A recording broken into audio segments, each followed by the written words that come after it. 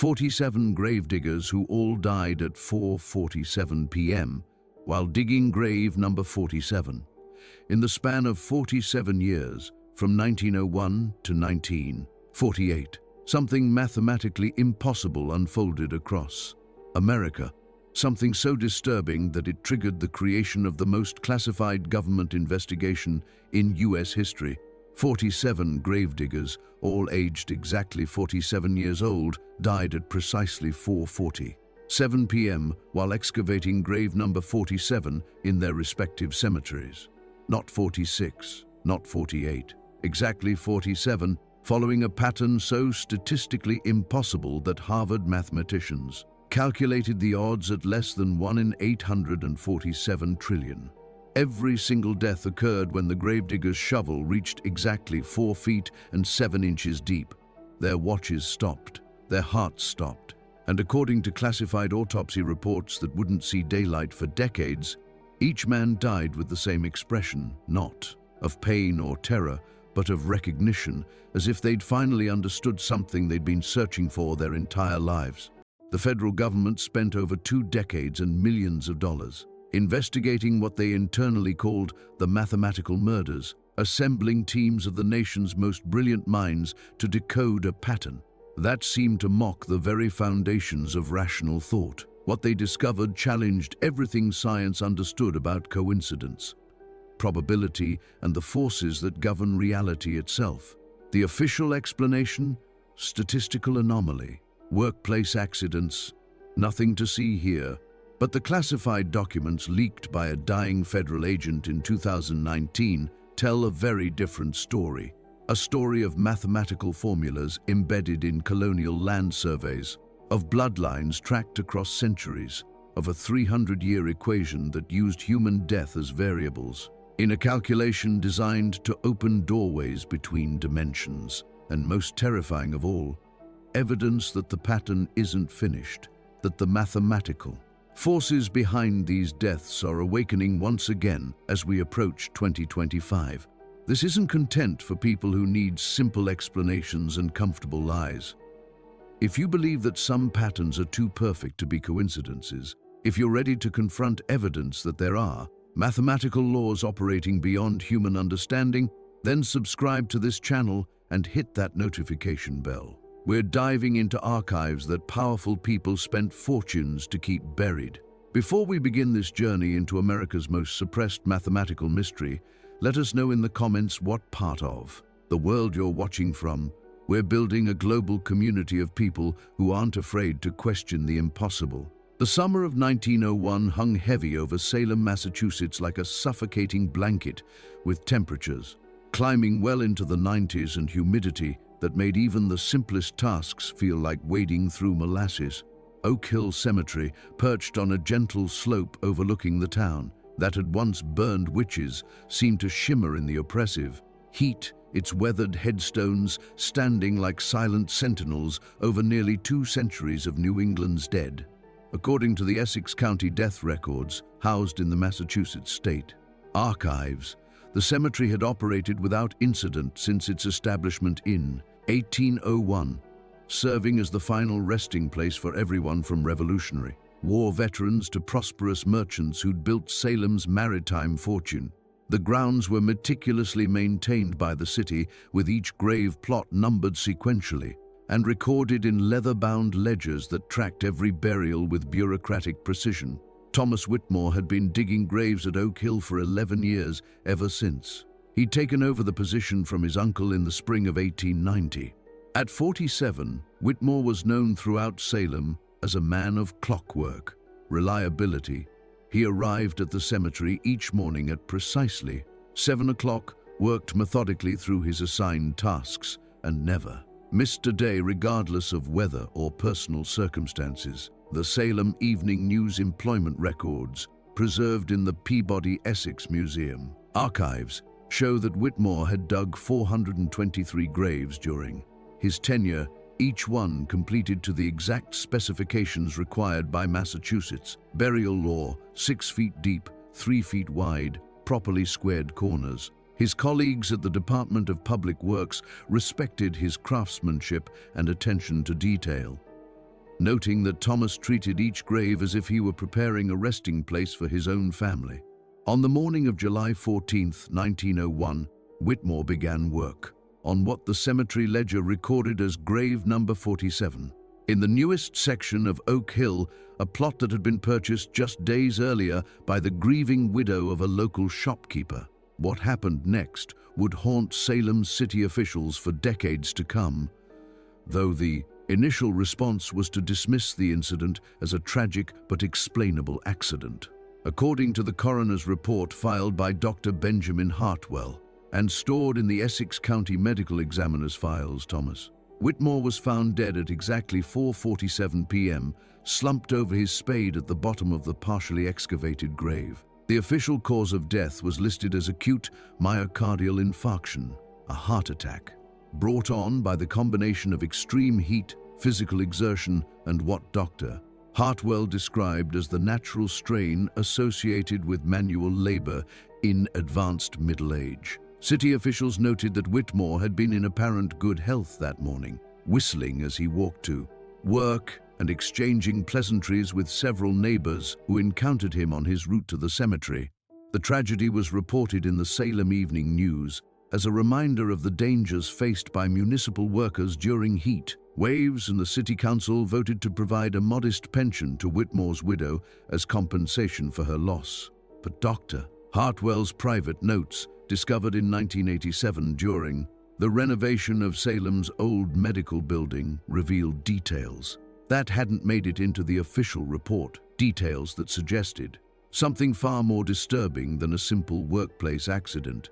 The physician had been troubled by the precise timing of Whitmore's death, noting that the gravedigger's pocket watch had stopped at exactly 4:47 p.m., and that his measuring stick showed the grave had been excavated to a depth of exactly 4 feet and 7 inches when his heart gave out. Most unsettling of all was Whitmore's expression, which Dr. Hartwell described in his coded notes as not one of pain or distress, but rather of recognition, as if he had finally understood something that had been eluding him for years.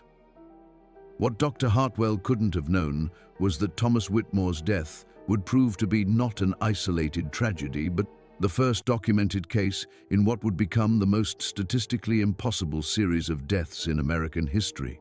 The Gothic corridors of the Smithsonian Institution buzzed with unusual activity during the winter of 1908, as federal officials quietly established what would become one of America's most classified research divisions. Housed in a windowless basement beneath the Natural History Museum, the newly created Bureau of Statistical Anomalies operated under the administrative umbrella of the Department of Agriculture, a bureaucratic sleight of hand designed to avoid congressional oversight and public scrutiny.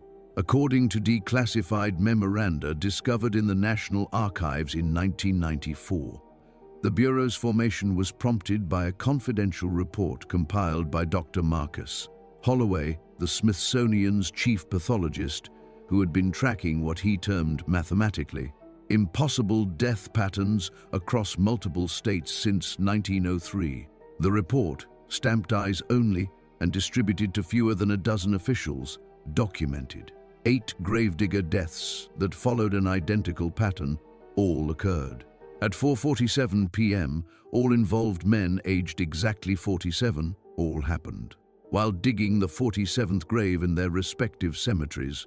Agent Franklin Pierce Wells was hand-picked to lead the investigation, his appointment approved personally by President Theodore Roosevelt after a closed-door meeting that left no official record. Wells, a former Pinkerton detective whose case files were sealed until 2008, brought to the assignment a unique combination of investigative experience and mathematical training that made him uniquely qualified to understand the statistical impossibilities he was about to encounter. His personnel file, preserved in the Federal Bureau of Investigation's predecessor, Agency Archives, described a man who had solved some of the era's most baffling crimes through meticulous attention to detail and an almost supernatural ability to recognize patterns that escaped other investigators. Wells established his headquarters in Washington, D.C., but spent most of his time traveling between the affected communities, conducting interviews with witnesses, examining cemetery records, and building what would eventually become a database containing over 3,000 pages of evidence. His mission, according to the Bureau's founding charter, was to determine whether the Gravedigger deaths represented a genuine anomaly, requiring federal intervention, or simply an unusual cluster of coincidences that could be explained through conventional means. Wells's investigation immediately uncovered evidence that local authorities had either missed or deliberately ignored. Patterns that suggested the deaths were part of something far more complex than random medical emergencies. His field reports, written in a cipher code that wasn't cracked until the 1960s, documented disturbing similarities. In the victims' behavior during the weeks preceding their deaths, all had reported vivid dreams involving mathematical sequences. All had complained to family members about feeling called to complete specific tasks at work, and all had been found with personal notes containing calculations related to the number 47. Most intriguingly, Wells discovered that several of the deceased gravediggers had attempted to contact each other in the months before their deaths, exchanging letters that discussed their shared dreams and growing obsession with numerical patterns. The agent's background checks revealed that none of these men had known each other previously, yet their correspondence suggested they had somehow become aware that they were part of a larger phenomenon that none of them fully understood. Wells noted in his reports that the surviving family members described personality changes in the victims during their final weeks, with normally practical men becoming obsessed with mathematics, astronomy, and what one widow described as the hidden meanings behind everyday numbers. By 1909, Wells had compiled enough evidence to convince his superiors that they were dealing with something that defied conventional explanation, but what he discovered next would transform the investigation from a statistical curiosity into a matter of national security. His analysis of historical records revealed that similar death patterns had been occurring since at least 1847, with clusters of gravedigger deaths following the same mathematical precision but separated by decades-long intervals of apparent normalcy. Wells's genealogical research, conducted with assistance from researchers at Harvard University, uncovered an even more disturbing pattern. Every single victim could trace their lineage back to one of 47 families who had emigrated to New England during the 1670s, all of them fleeing religious persecution in England for what colonial records described as mathematical heresy. The agent's final report to his superiors, dated December 12, 1909, concluded with a recommendation that would shape federal policy. For the next 4 decades, the phenomenon represented a genuine threat to public safety and required immediate classified intervention. What Wells didn't yet realize was that his investigation had attracted the attention of forces that operated according to laws far older and more powerful than anything written in federal statutes. The hallowed halls of Harvard University's mathematics department witnessed something unprecedented. In the spring of 1910, when Professor Edmund Blackwood, no relation to the colonial mathematician of the same surname, was quietly recruited by federal agents to analyze what they described as statistical anomalies of national importance.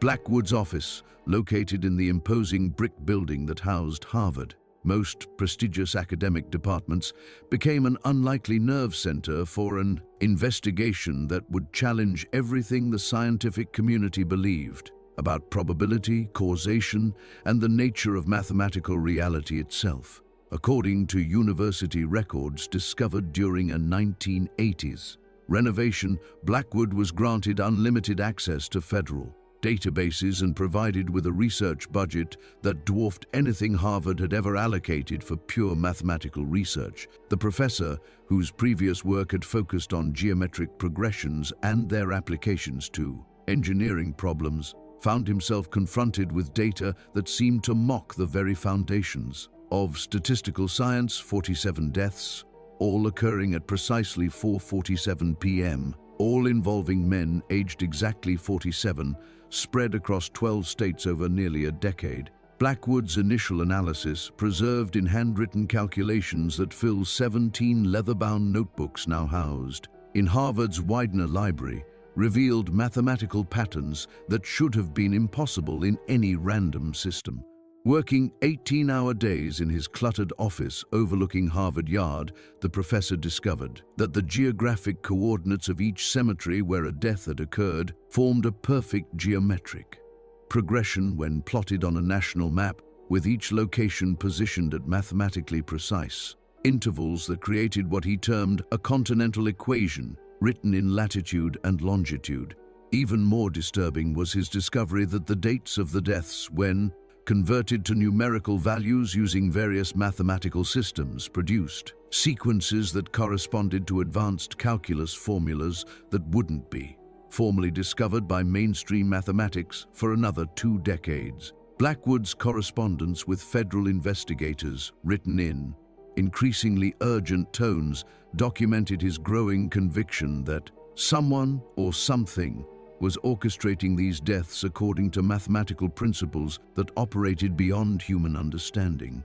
His letters described sleepless nights spent checking and rechecking calculations that consistently yielded results so statistically impossible that they seemed to violate the basic laws of probability. The professor's research took an even more disturbing turn when he began investigating the historical background of the affected cemeteries, uncovering geological surveys that revealed remarkable similarities in the underground composition of each burial ground. According to mineral analysis reports commissioned by the Federal Investigation and stored in the Geological Survey archives, every cemetery where a death had occurred was built over deposits of rare earth elements, arranged in geometric patterns that mirrored the mathematical sequences Blackwood had identified in the death data.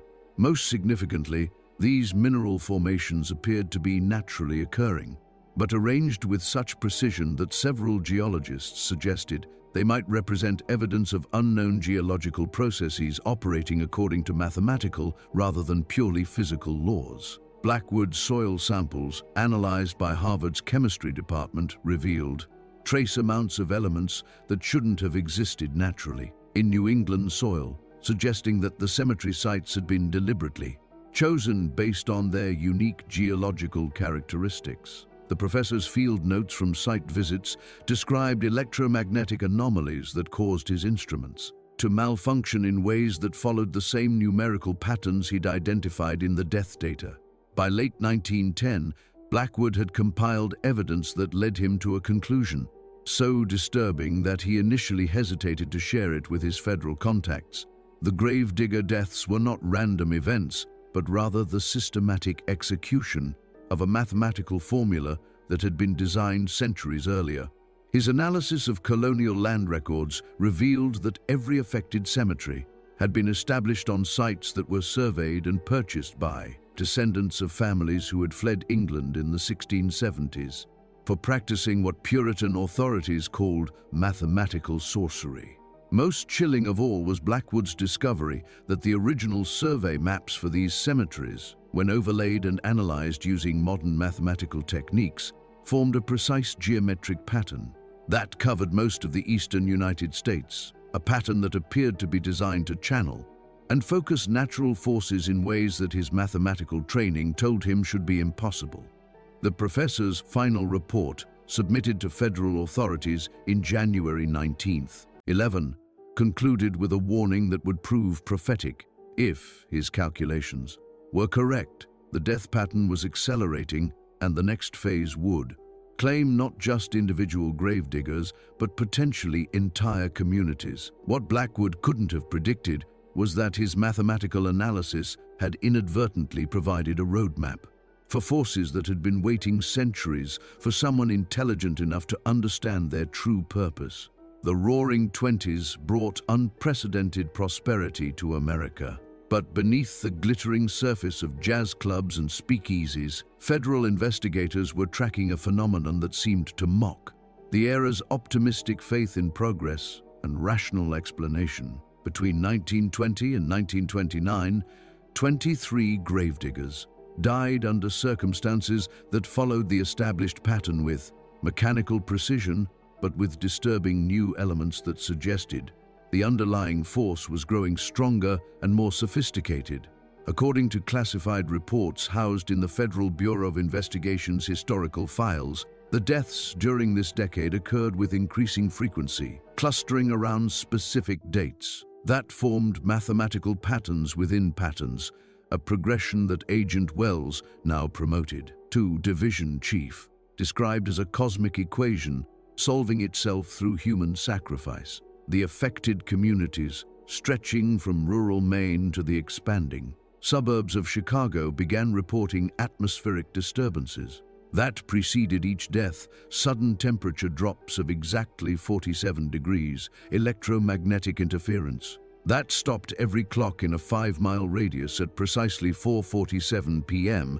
and what meteorologists struggling to find scientific explanations termed localized reality distortions that defied all known laws of physics. The most thoroughly documented case occurred in Millfield, Connecticut on September 15, 1925, when 37-year-old gravedigger Henry Morrison became the focus of federal surveillance 3 weeks before his death.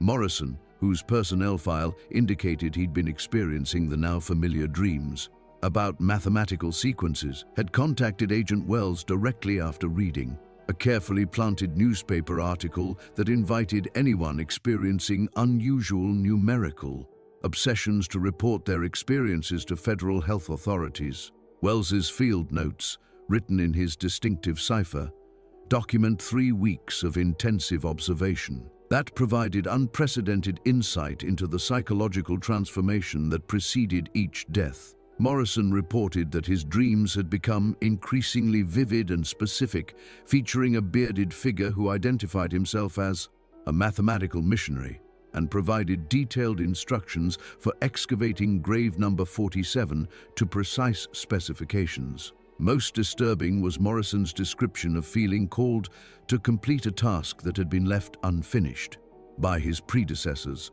as if he were part of a relay race that had been running for centuries. Wells noted that Morrison's behavior became increasingly ritualistic in his final days, arriving at work exactly 47 minutes early and excavating each grave according to mathematical formulas that he'd somehow learned, despite having no formal education beyond elementary school.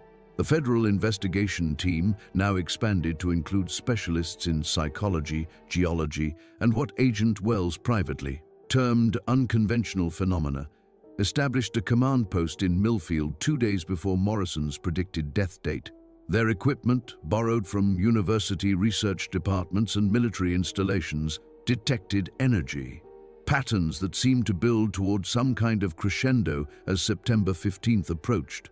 Dr. Margaret Steinberg, a physicist from the Massachusetts Institute of Technology who had been reluctantly recruited to analyze the electromagnetic anomalies, reported in her classified summary that the readings reminded her of a massive electrical generator building toward discharge, with energy levels that increased geometrically as the fatal hour approached. On the day of Morrison's death, witnesses positioned around the cemetery reported a series of phenomena that challenged their understanding of natural law. All birds within a mile radius fell silent simultaneously at 4:30 p.m.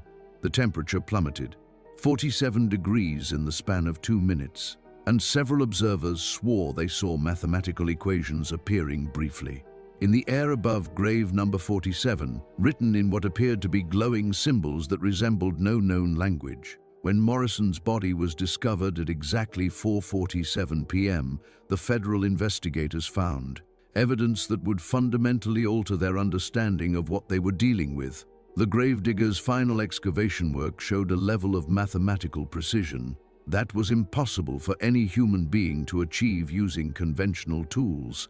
The grave walls were carved to tolerances of less than 1/16th of an inch, creating geometric perfection that would have challenged industrial machinery. Most disturbing was the discovery of Morrison's personal notebook, bound, clutched in his hand, filled with calculations that Dr. Steinberg recognized as advanced mathematical formulas that wouldn't be formally discovered by mainstream science until the 1940s.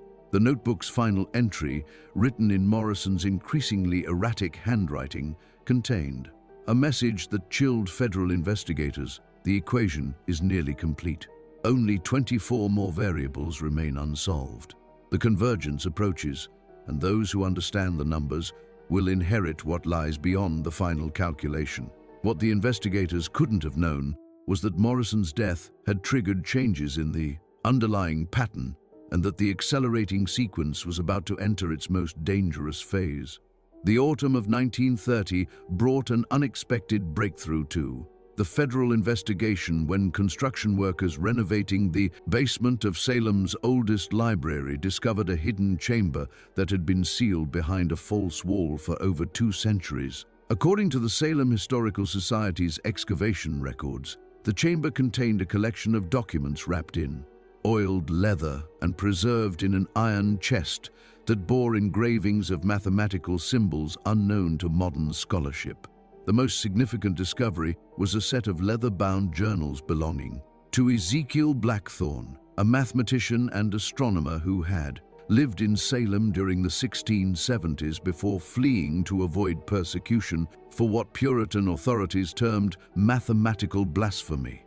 Agent Wells, now in his 23rd year of investigating the gravedigger phenomena, was summoned to examine the documents personally, and his initial assessment, recorded in a classified telegram to Washington, described the find as potentially the most significant breakthrough in understanding the mathematical murders since the investigation began. The journals, written in a combination of English, Latin, and mathematical notation that required teams of scholars to decipher, would prove to contain information that fundamentally altered the federal investigation's understanding of what they were dealing with. Blackthorne's writings, translated over months of painstaking work by linguists and mathematicians from Harvard and Yale, revealed the work of a brilliant mind that had discovered mathematical principles centuries ahead of his time. The journals documented Blackthorne's development of what he called convergence mathematics, a system of calculations that he claimed could predict and influence future events by manipulating numerical relationships within the physical world. According to his detailed notes, Blackthorne had discovered that certain geographic locations possessed mathematical properties that could be harnessed to create what he termed probability cascades, events that would unfold according to predetermined numerical sequences across vast spans of time. Most disturbing was his description of a great working that he had designed to demonstrate the power of his mathematical discoveries, a sequence of events that would prove the validity of his theories by creating patterns of death and coincidence so statistically impossible that they would force humanity to acknowledge the mathematical nature of reality itself. Blackthorne's calculations, verified by the federal investigation's mathematical consultants, indicated that his great working was designed to unfold over exactly 273 years, culminating in what he described as the final convergence that would open doorways between mathematical dimensions. The journal's most chilling revelation was Blackthorne's detailed genealogical research, which identified 47 bloodlines that he claimed possessed what he called mathematical sensitivity, a hereditary trait that made certain individuals susceptible to manipulation through numerical patterns. Blackthorne had systematically tracked these bloodlines through multiple generations, creating family trees that mapped exactly which descendants would be called to participate in his great working and when their involvement would be required. His calculations, written in increasingly frantic handwriting as his persecution by Puritan authorities intensified, predicted not only the timing and location of each gravedigger death, but also the specific psychological triggers that would compel each victim to fulfill their role in his cosmic equation. Most terrifyingly, Blackthorne's final entries described his development of what he called mathematical seeds, symbolic formulas that he had embedded in land surveys, cemetery layouts, and even the architectural plans of buildings throughout New England, creating a network of locations that would serve as focal points for his influence across the centuries. The mathematician had essentially programmed future events with the same precision that a clockmaker might design the movements of a timepiece. Agent Wells's analysis of Blackthorne's journals, completed in early 1931, led to a discovery that would haunt federal investigators for decades: the Gravedigger. Deaths were not isolated incidents, but rather the early phases of a much larger plan that was still unfolding according to Blackthorne's mathematical schedule. The journals contained detailed predictions for events that hadn't yet occurred, including what Blackthorne described as the acceleration phase, during which the deaths would increase in frequency and intensity, ultimately leading to what he called the dimensional convergence scheduled to occur in 1947. Most disturbing was Blackthorne's claim that his great working was designed to be self-perpetuating and impossible to stop. Once begun, as each death would strengthen the mathematical forces involved and make the next phase more inevitable. Wells's final report on the Blackthorne documents, classified at the highest levels of government security, concluded with a recommendation that would shape federal policy for the next decade: immediate and comprehensive action was required to prevent Blackthorne's ultimate plan from reaching completion, regardless of the cost in resources or the challenge to conventional understanding of reality. What Wells couldn't have anticipated was that his investigation had already provided Blackthorne's mathematical system with the attention and analysis it needed to enter its final and most dangerous phase. The outbreak of World War II transformed the federal investigation into the Gravedigger. Deaths from a classified research project into a matter of urgent national security, as Agent Wells convinced his superiors that Blackthorne's mathematical working posed a threat that could potentially undermine America's war effort. According to declassified War Department memos discovered in the Pentagon archives during the 1990s, military officials were particularly concerned about Blackthorne's prediction that the final convergence would occur in 1947, coinciding with what intelligence analysts projected would be a critical period in America's post-war reconstruction. The investigation was elevated to Operation Cemetery Gate, a joint project involving the FBI, Army intelligence, and a newly formed civilian task force that included some of the nation's most brilliant mathematicians, many of whom had been recruited from the Manhattan Project after completing their work on atomic weapons. The team's headquarters, established in a converted warehouse outside Washington, D.C., became a 24-hour operation where dozens of specialists worked around the clock to decode Blackthorne's mathematical system and develop countermeasures before his 3-century plan could reach its devastating conclusion. The breakthrough came in early 1943 when Dr. Alan Richardson, a cryptographer who had previously worked on breaking German communication codes, discovered that Blackthorne's mathematical formulas contained what he termed correction factors, variables that could be altered to disrupt the entire sequence without requiring direct intervention at each individual cemetery. Richardson's analysis, preserved in handwritten notes that wouldn't be declassified until 2003, revealed that Blackthorne's system depended on precise numerical relationships between the locations, dates, and identities of his victims, relationships that could be disrupted by changing seemingly minor details in cemetery operations across the country. The most effective intervention, according to Richardson's calculations, would be to systematically renumber graves in affected cemeteries, eliminating the occurrence of grave number 47%, and thereby preventing future victims from being drawn to the specific locations that Blackthorne had mathematically programmed. This solution required unprecedented coordination between federal agencies and local governments, as officials needed to implement the changes without revealing the supernatural nature of the threat they were addressing. Operation Cemetery Gate's implementation phase began in 1944, disguised as a nationwide cemetery modernization program that was presented to local officials as a patriotic effort to honor America's war dead through improved record-keeping and standardized numbering systems. According to the operation's logistics reports, federal agents working undercover as cemetery administrators systematically visited over 400 burial grounds across 12 states, implementing new numbering schemes that eliminated problematic sequences while maintaining the appearance of routine bureaucratic updates. The operation's most delicate challenge was ensuring that existing gravediggers in affected locations didn't become suspicious of the changes as intelligence. Analysts feared that drawing attention to the renumbering might actually strengthen Blackthorn's influence over mathematically sensitive individuals. Teams of federal psychologists, working under the cover of veteran rehabilitation specialists, monitored cemetery workers for signs of the familiar dream patterns and numerical obsessions that had preceded previous deaths. The operation's success seemed assured until July 7, 1948, when gravedigger Michael Hartwell of Brookfield, Massachusetts, became the 47th and final victim despite all efforts to prevent his death.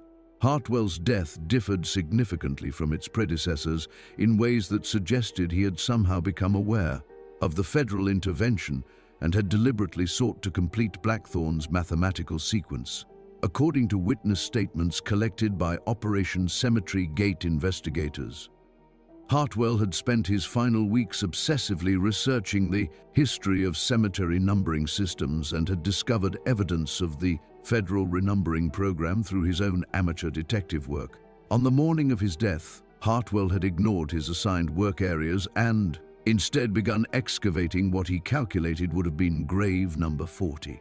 And under the original numbering system, working with frantic intensity as if racing against time to complete a task that others were trying to prevent. Most disturbing was the discovery of Hartwell's personal journal found in his work shed after his death, which contained detailed mathematical calculations that proved he had somehow gained access to information that should have been known only to federal investigators. His final entry, written in the hours before his death, contained a chilling message: "The equation is complete. The door stands open. What comes next was always inevitable, and those who tried to prevent it have only ensured that it will be more powerful than Blackthorn ever imagined." What federal investigators couldn't have predicted was that Hartwell's death, rather than completing Blackthorn's plan, had actually triggered a fundamental change in the mathematical forces involved, a change that would require an entirely new approach to containing the threat. The immediate aftermath of Michael Hartwell's death in July 1948 triggered the most comprehensive government cover-up operation in American history as federal officials scrambled to contain not only the evidence of Blackthorn's mathematical working, but also the growing realization that their intervention had fundamentally altered the supernatural forces they'd been trying to control. According to declassified documents from the Truman Presidential Library, Operation Cemetery Gate was officially terminated on August 15, 1948, and replaced by Operation Tabula Rasa, a massive information suppression campaign that involved reclassifying over 10,000 documents, relocating key personnel to assignments overseas, and implementing what intelligence officials euphemistically termed memory adjustment protocols for civilian witnesses who had observed unexplained phenomena. The operation's scale was unprecedented. Entire filing systems were removed from government buildings, university. Research projects were terminated without explanation, and several dozen federal investigators who had worked on the gravedigger cases were quietly transferred to new identities and reassigned to classified projects that would keep them isolated from public contact for the remainder of their careers. The families of the 47 deceased gravediggers became the focus of an elaborate compensation program that was disguised as routine government assistance for families affected by industrial accidents during wartime labor shortages.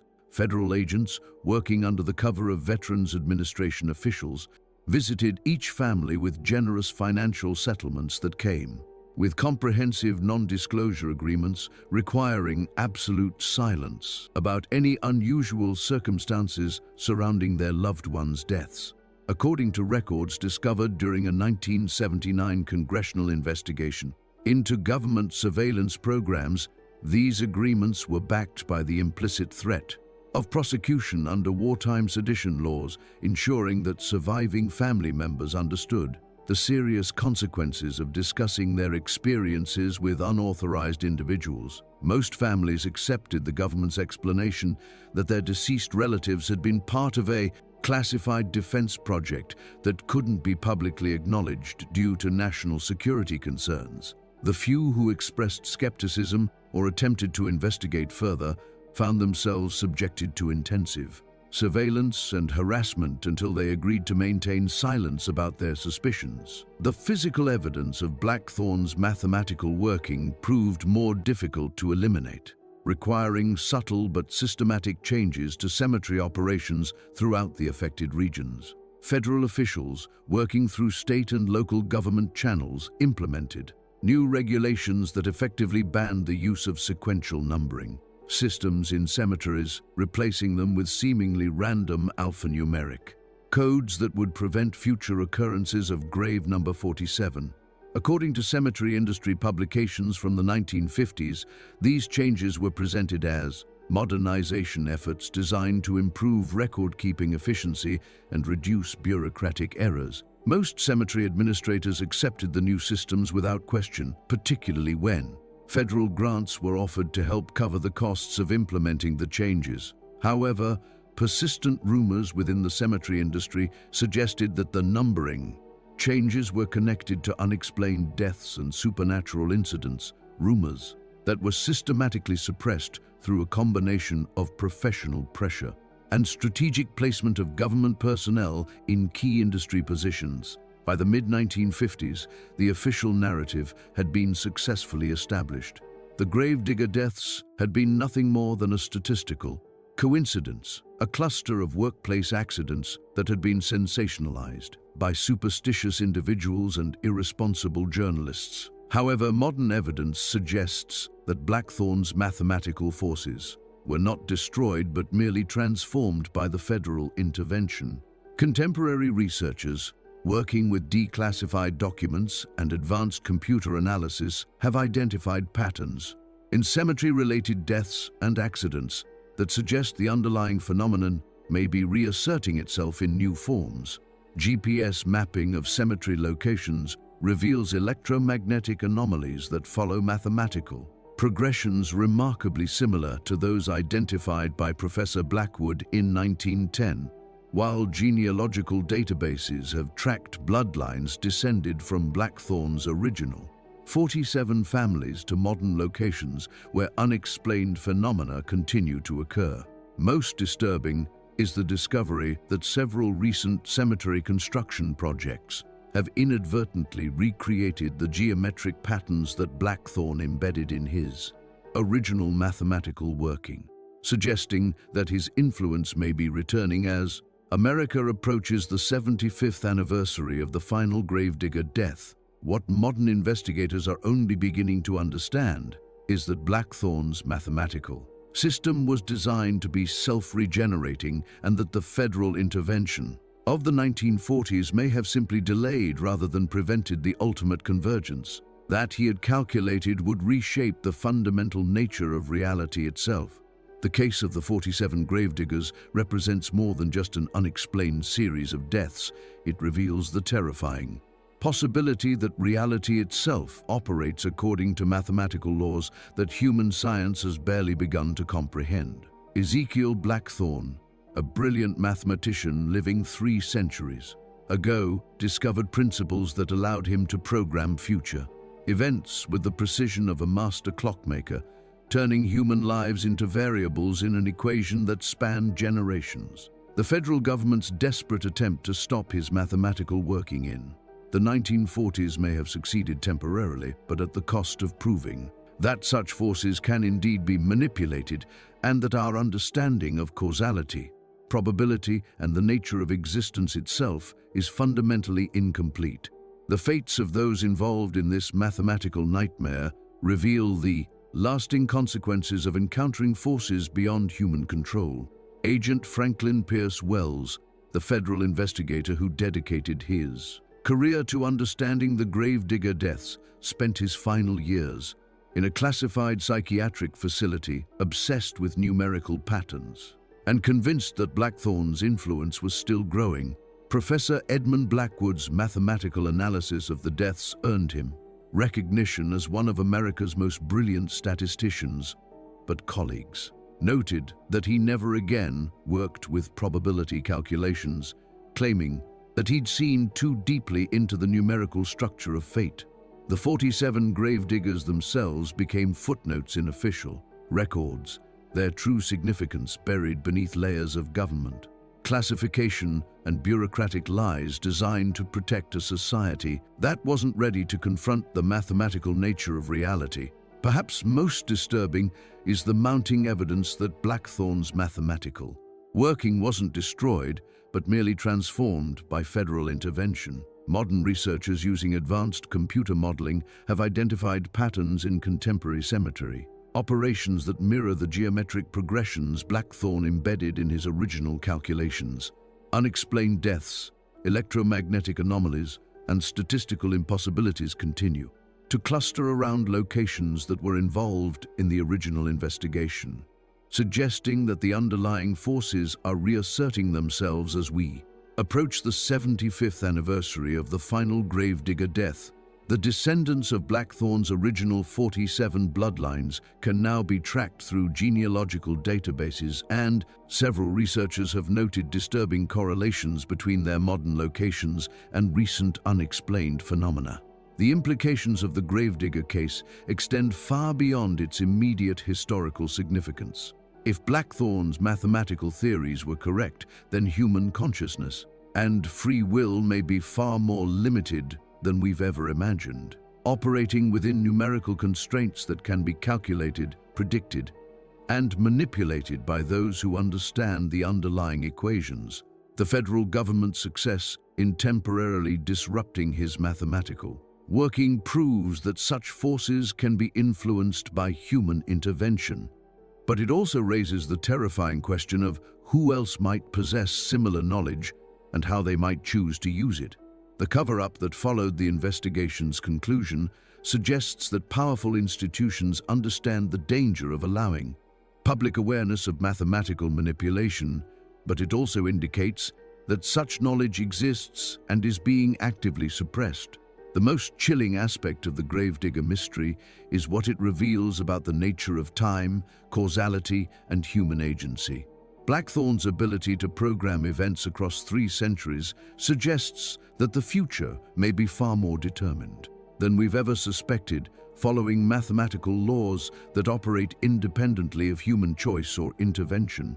The precision with which his predictions unfolded, down to the exact time, location, and circumstances of each death, implies a level of cosmic determinism that challenges every assumption about free will and personal responsibility. If one man could orchestrate such events through mathematical calculation alone, what other patterns might be operating in our daily lives without our awareness? What do you think? Could mathematical formulas really be used to program future events with such precision?